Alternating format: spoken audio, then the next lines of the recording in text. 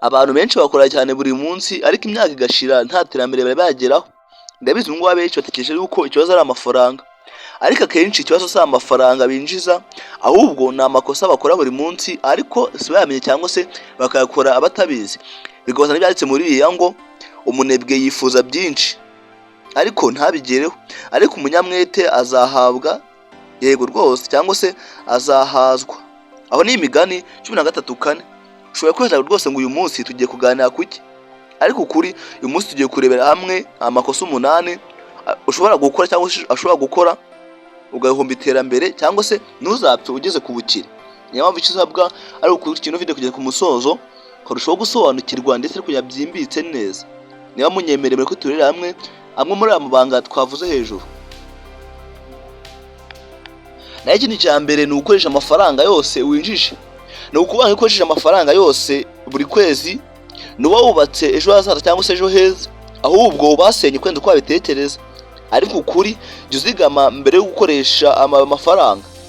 Jya ubara neza, ubare ayo usohora, aho urinjiza ndetse n'ora saving. Bizagufasha gutera imbere mu gihe gito cyane kandi ubikore mu buryo bwiza kandi buziguye. Gusa ibyo ngibyo abenshi biri hanze ntibitureba ndetse ntitunabizi, tuzi no kubikora. Gusa tubiye byita twabikora, ariko kenshi abenshi byatunaniye. Naho kabiri, kutagira intego z'ubukungu. Ni ukuvanga amafaranga adafite gahunda ashira vuba cyane rwose, nta kabuza aba agomba gushira. Ni handi uzabona umuntu afashe amafaranga menshi ariko mukayanga ko gombye ukabona intoki ze zirera arimo kugongera cyangwa se gutaka nk'abandi. Ariko ukuri, andika intego zawe kandi uzikurikize neza, bizagufasha gutera imbere mu buryo bwiza kandi ibuziguye. Gusa ibyo ngibyo benshi byatunaniye bisa nkaho bitanashoboka kuko nta gahunda tugira, ntituzi kubara yinjiye n'asohoka ndetse no dusevinga. Niyo mpamvu rero abenshi intego z'ubukungu zitunanira cyangwa se ubukungu tudabugeraho kubera ko abenshi izo ntego ziratunanira. Naho kabiri, kudashora imari.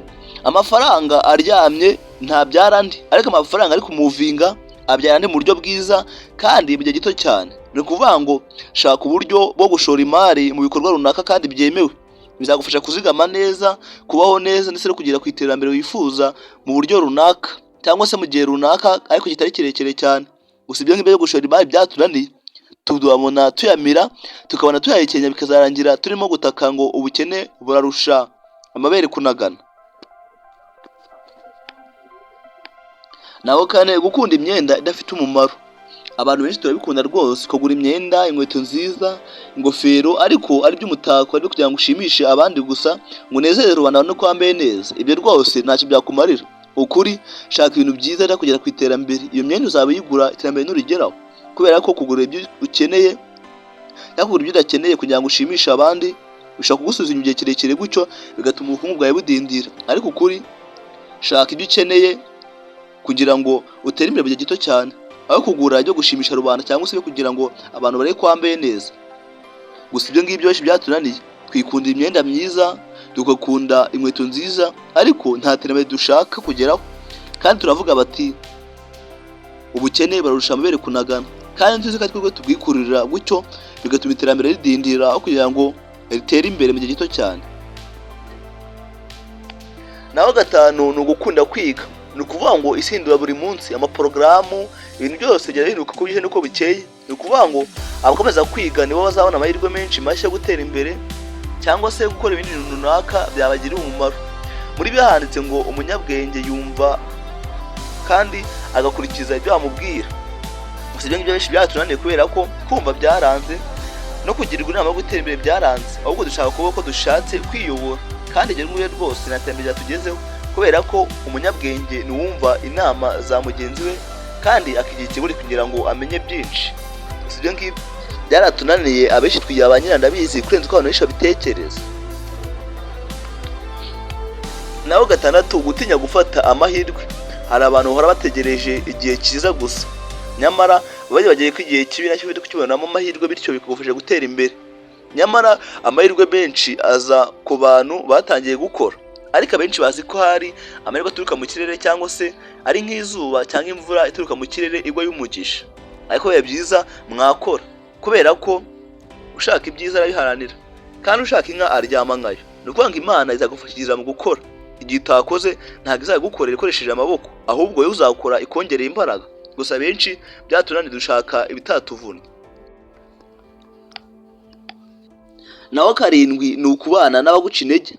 Hari abantu tugendana nabo bagira uruhare runini cyane mu bitekerereze n'ibyemezo byacu, ariko ukuri hitamo inshuti nziza izagushyigikira, ikagushishikariza gutera imbere mu gihe gito cyane, izagufasha muri byose, izakugira inama yo gukora ibintu byaguteza imbere bitagusubiza inyuma, izakugira inama y'uko ibyo ngibyo ukora ari mu nzira nziza, izagutera imbaraga y'uko utinyuka kandi ukaba ushoboye muri byose, izagushishikariza gukora ikintu cyiza kitari ikibi.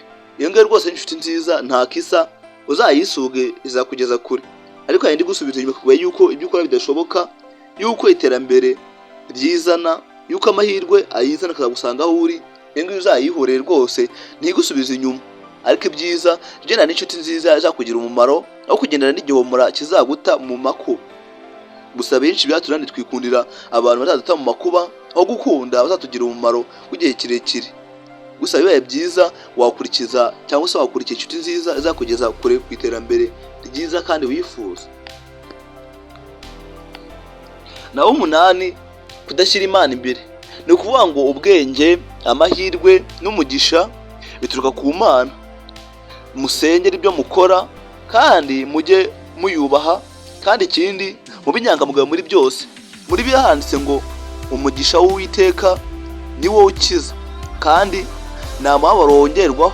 Aho ni Imigani 10:22. Ni ukuvuga ngo mbere yo gusoza, ibuka yuko ubukire butangira kuguhinduka, imitekerereze, imyemerere n'imyitwarire.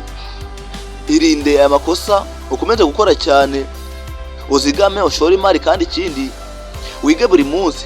Nakabaza rwose uzatera imbere. Barakora cyane gukurikirana inyigisho cyangwa se inkuru, witaye ko ubutandabwira amabanga 10 atuma amafaranga yawe akora, aho gukorera ubusa rwose. Cyane gushishikariza ntimuzacikwe. Nk'ibisanzwe ni Prince Umuragwa. Imana ibarinde kandi abahe umugisha.